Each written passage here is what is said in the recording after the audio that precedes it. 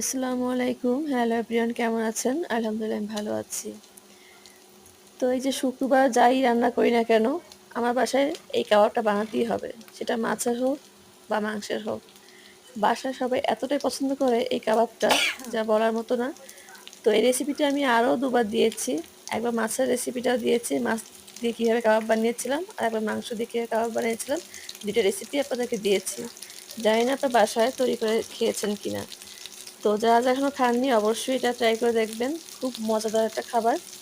আর যারা আমার এই চ্যানেলটিকে এখনো সাবস্ক্রাইব করেনি তারা অবশ্যই সাবস্ক্রাইব করবেন এবং লাইক কমেন্ট করে পাশে থাকবেন। তো দেখেন আমার কাবাবগুলো ভাজা হয়ে গিয়েছে। আমি এখন উল্টে দিচ্ছি। এখন একটু কড়া করে ভাজবেন। অবশ্যই চুলার হিটটা লো আঁচে দিয়ে দিবেন। নইলে ভেঙে যাওয়ার সম্ভাবনা থাকে। তো এই কাবাবটা আপনারা সাদা ভাত থেকে শুরু করে পোলাও, খিচুড়ি, বিরিয়ানিতেও খেতে পারবেন। খুবই টেস্টি এবং খুবই মজাদার একটা খাবার। এই কাবাব থাকলে এই কাবাব দিয়ে সবাই ভাত খেয়ে ওঠে। অন্য কোনো তরকারি আর কেউ ধরতেই চায় না।